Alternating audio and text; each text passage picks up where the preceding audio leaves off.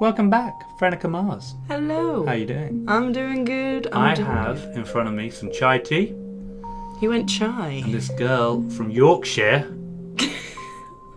I'm sorry. I have coffee. Has coffee. I know. I know. But you're telling me some story about your uncle and coffee.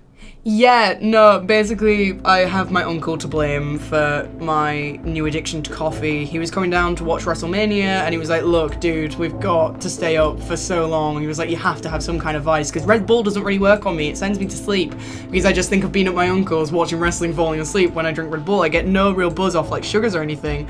And he's like, give coffee a go. And I was like, I don't like it, dude. Like, it's not gonna happen.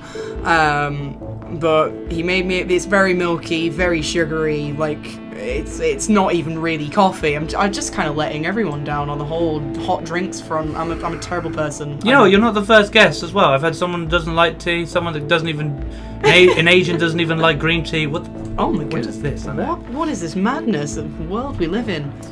Alright, let's crack on. So. Yeah.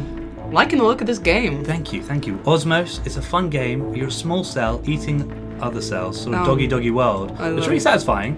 Yeah. Can get annoying. Yeah, I can imagine it gets, I find that as much as like Flow and Flower and Journey and stuff are meant to be relaxing, there are times where it really gets on my tits. Now, Franika Mars. That's me. I think I'm going to let you lead in with those. So you are on Barong Badge, and obviously our main focus here is about mental well-being, mental health, breaking the stigma, all that cool stuff. Yeah. And you have a story that you want to share with us. Well, yeah. I mean, like, you know, when I kind of find out about this stuff that you were doing, I just thought it was a really cool concept. She found me, guys, sort of. That's the first time I didn't have to go begging somewhere. Awesome. No, not at all. It was really awesome. Let's jump into this. Yeah, let's do it. I recently found out from a mutual acquaintance that you're Asperger's. Yes. Or do I say you're Asperger's? Asperger's? A little bit Asperger's. You are Asperger's. I have Aspergers Syndrome. You have Asperger's Syndrome, okay. Yeah, and for anybody that doesn't know, Aspergers Syndrome is it's a form of autism. So it's on the spectrum, if you will. I mean, that's what I'm going to call it anyway, guys, because there's a lot of thing around at the minute of, like, should you call it a spectrum and this, that, and the other, but I think that's a good way to go with it, because it's a wide variety. It's a social disorder, basically. So, like, I can suffer, well, not even really suffer, I think that's a bit of a negative word to use, but, like, in fact, I'll give you an analogy. This kid in Build-A-Bear, they were building Pokemon, and I was like, oh, interesting fact about Pokemon. The guy that created Pokemon actually has autism, and they were like, oh my god, really? And the parents are always really shocked. And I was like, well, he had an obsession for collecting bugs and popping them in his pocket, but he used to get really upset that obviously they would die. And then that's why they're all loosely based on animals, and he created the Pokemon and sold the ideas for millions of dollars. But then the kid kind of shocked me and was like, what is autism? And I was like, oh crap, I've never actually been dealt with this question for a kid. I was like, how do I explain this to a kid? And I basically explained it as, think of everyone in the world is an iPhone. Like, you know how to work an iPhone, you know how to operate it, you know how to get it to do stuff, all that good stuff. So not everyone in the world is born an iPhone. Some people are born like Android phones or like a Samsung or whatever, or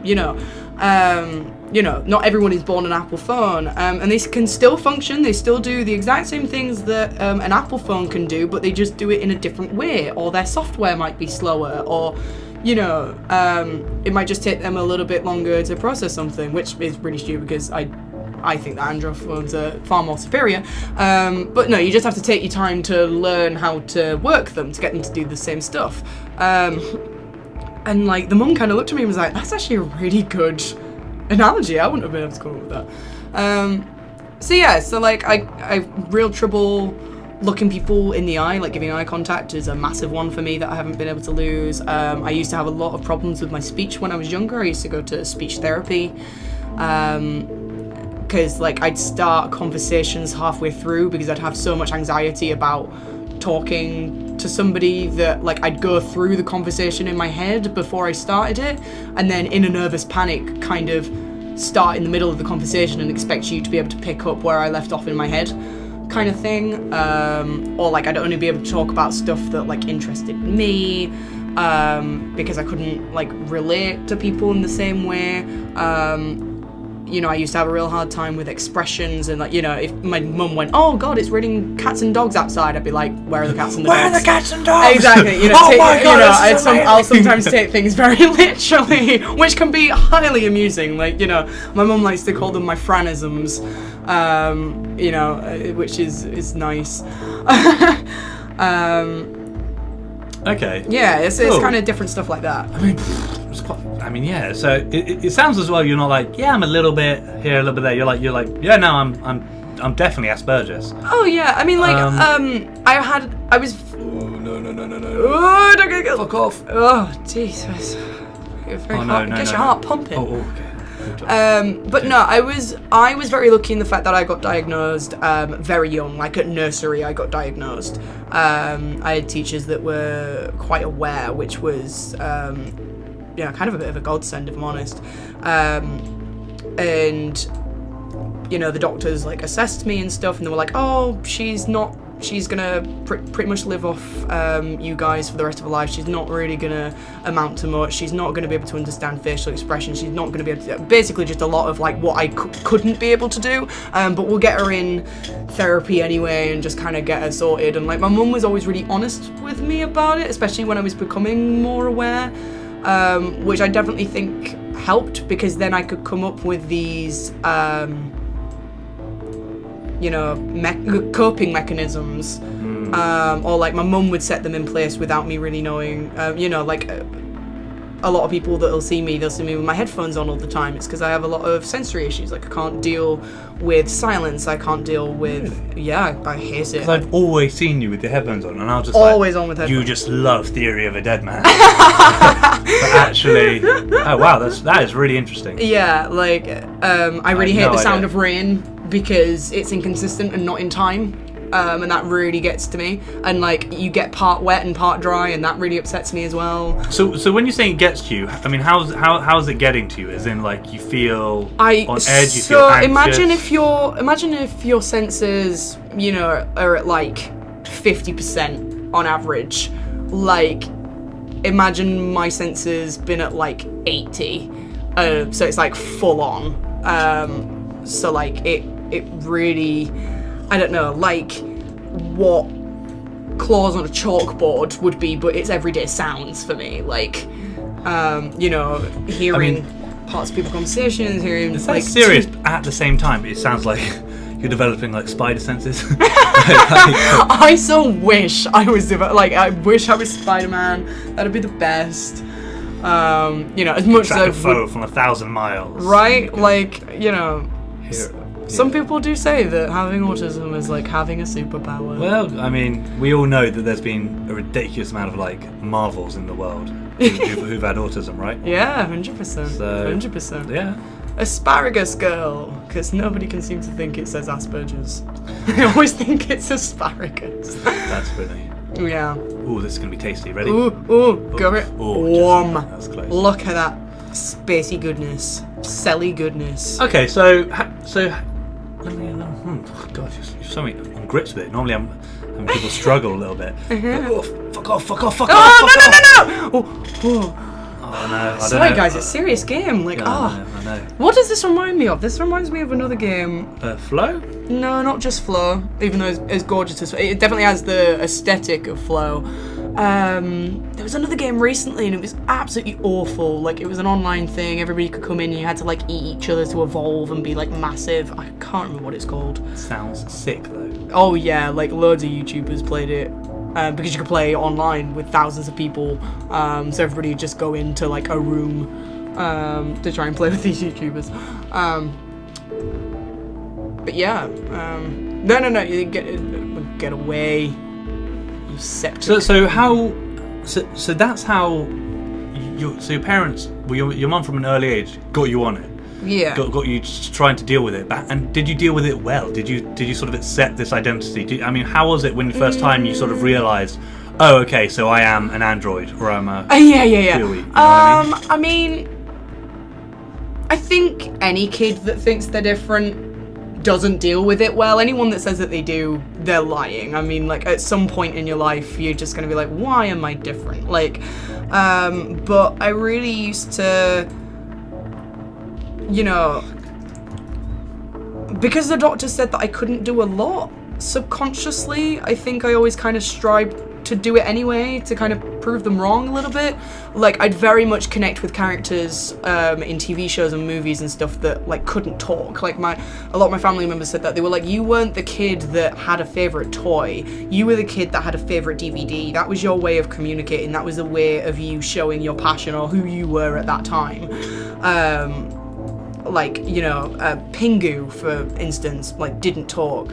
Teletubbies don't talk properly. Wallace and Gromit, like, Gromit doesn't speak, but you know exactly what he's saying. And, like, I used to find it hard, but I used to want to watch them so much because it was a different way of trying to communicate other than just words when I couldn't form them. So, like, could I use something else like facial expression and, like, helping me understand other people's facial expressions as well? Like, I didn't realize kind of how much it was helping me.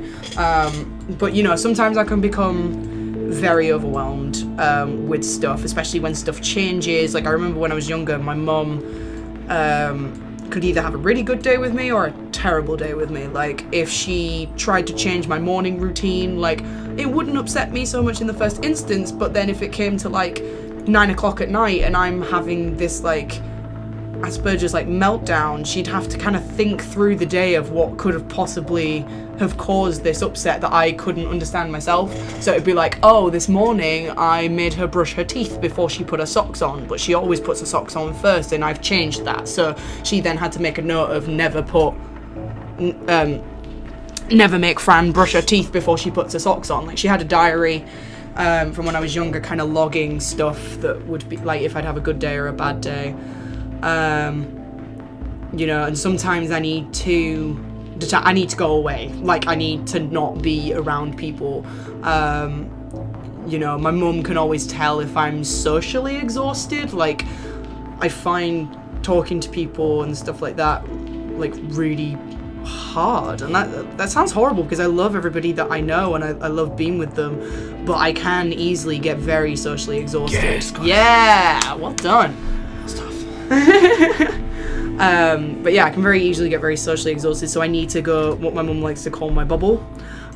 So that is where I obsessively just do one thing by myself that I love, and I will live, breathe, and shit out like this stuff. And that's when fandoms and stuff really help. Like, you're just having a passion. Just having something that is completely mine and I'm obsessively into, like, you know, whether it be Jared Leto, whether it be Game Grumps and, you know, Harley Quinn, Batman, stuff like that. Like, I can't just like something. I end up, like, consuming it almost because it comes such a thing. Like, and, like, if I go anywhere new, like, it's stuff that, like, is familiar to me because that's my consistency, if you will. So, like, I can deal with going new places because I have these things to be my constant. Well, you're kind of like a support. Yeah. Like, that's my constant. That's my safe space. And I will just not talk, and people think I'm in a mood, and it's like I'm not. I just need to not be in the world right now. And my mom sometimes has to explain that. It's quite interesting hearing you speak about this because, in a way, you're so confident about it. Like I've definitely, at least from my experience, definitely how I do it. I'm like, okay, well, I need to change this. I need to change this about myself. I gotta make sure my mental health is better because of this. But it seems like, I don't know, either. Whoa! No chance. Either it's like you're so comfortable with it because you've been dealing with it for so long, or maybe I'm missing something. I'm not sure. Like, I mean, yeah, there is a sense of that, but then there's also the fact I feel like if I'm more aware, and I can tell people, there's less chance of me upsetting people by doing something that they just take wrong. you know, like I have a few friends that think my tone is really off, and I'm like, you've got to not focus on my tone. You've got to focus on what I'm saying, especially if I'm stressed or tired or hungry, or you know, something's really getting to me. It's like you've got to focus on what I'm actually saying, not the way I'm saying it, because I'm not always aware of inflection and stuff like that. And like I definitely think through doing stuff like drama and a lot of creative stuff, like it's something that you can explore in a safe space, and you've got to explore a lot about yourself as well. Like I don't know if you agree. I mean, I'm fairly. I'm not the biggest thespian. A little bit, I suppose, but that's okay. But no, like a creative atmosphere, like, you know, whether it be gaming, whether it be, you know, art or whatever. Okay. I see what you're saying. You know, like you can attach yourself to characters and things like that. You find out a lot about yourself. But yeah, and then I also think, like, why should I be shy about it? Being shy about it isn't going to get people help.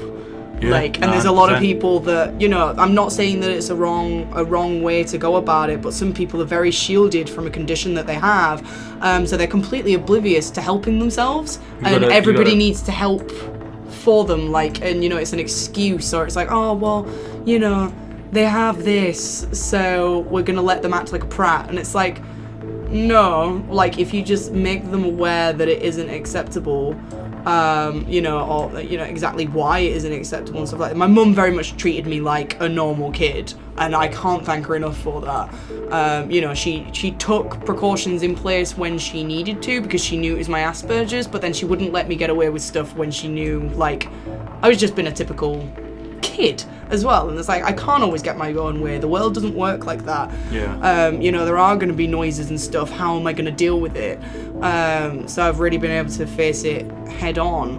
And I mean, you know, as I say, it's such a wide spectrum that it can be completely different for everybody, and I understand that. But yeah, I just think the more I talk about it, and the more, even like telling people, when I tell people at Build-A-Bear that, you know, I see customers and I'm like, oh, I have Asperger's, and they're like, oh, really? And then I've had some mums being like, oh, so, like, you know, you can have a normal job, you can have a normal life, and I'm like, yes, it is more than possible. Like, please don't give up on your child. They'll probably end up having a better career than you ever imagined that they can, because they'll find something that's their passion and just let them do it, no matter what. How ludicrous you think it is, like, you know, they will find a way to make it successful, you know, but I think that's just a good advice for life as well. Can't really tell you how impressed I am. Normally this segment is like a bit slower, sort of calm down, but Jesus, you're so on it, you know what I mean? Well, you know, it's one of those subjects that I feel like I could go on about forever, but you know, it could be, you know, very boring. No. Well, guys, we're actually going to lead on to the next bit in a second with Franika Mars, because she has worked on some cool stuff. I'm going to talk about that next. But thanks again, I would say, at this point, especially for sharing. Yeah, no, but thank hopefully you. For those hearing out there, you know, they're going to empathise. Yeah, 100%. And look, she's a fucking trooper, smashing it. Oh, thanks, man. Means a lot. Hey, man. Thank you. Right, we'll see you in a bit, guys. See you in a bit. Bye.